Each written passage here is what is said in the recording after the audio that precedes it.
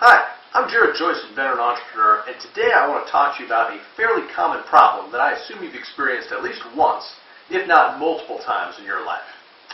Now, whether you're hanging a picture or hanging some shelves, imagine that you're at home and you want to put some screws in the wall. Seems like a fairly simple task, right? You would simply grab your handy cordless drill, your typical replaceable Phillips head screw bit, place it in, tighten the chuck, and then grab your screw, and thanks to magnetic heads that are on bits today, that screw will stay in place without you having to hold it with your hand. The problem becomes when you approach your wall. Here's our wall for demonstration purposes.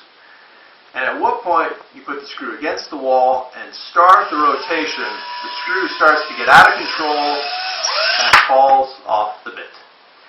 So, in some cases, it would work out that you could have some fingers on the screws to get it started, but oftentimes you need both hands on the drill so you can drive that screw into the wall. And so with that in mind, what I thought about was a solution whereby on this replaceable bit that you purchase, there would be a bell-shaped rubber co-molded to the bit.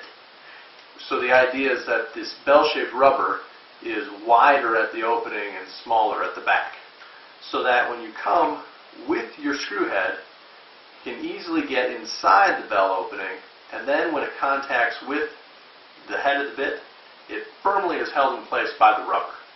Now, I will go ahead and give you a pictorial explanation if you come overhead.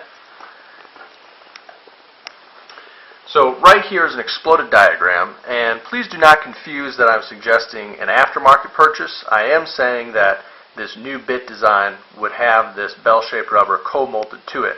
I simply wanted to show you the grooves that would be put in place so that the rubber could successfully attach and be sold as a new type of drilled bit.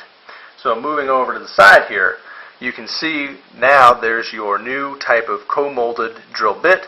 The screw has been placed inside. You can see how it would have easily entered in the opening and then got held in place. If we come down here, we can see moving from the side that we're screwing into the wall. And if we look below, we have a section view where you can once again see that with that bell-shaped opening, the screw easily went in, and then when it contacted with the drill bit from side to side, that's where it's holding it tight so that it can get into the wall. So now moving this way, the screw has now been driven flush onto the wall, and you can see that this bell-shaped rubber, it has deflected. And if we move down here, you can see that what this deflection has done is it has created the rubber to go wider than the screw, so it's no longer biting down and holding the screw, and it releases it so you can finish driving it into the wall. At what point you pull the drill away from the wall, the bell-shaped rubber returns to its original form, and once again you can drive as many screws as you need to. Ideally, the bell-shaped rubber, it would last just as long as the bit does as far as that normal replacement cycle is concerned. So, if you agree that you would like to see a replaceable drill bit that does a better job of holding screws so that you can successfully drive screws with two hands into the wall without concern of the screw falling off, then please comment below. Let me know how you think we can improve this design, and thank you.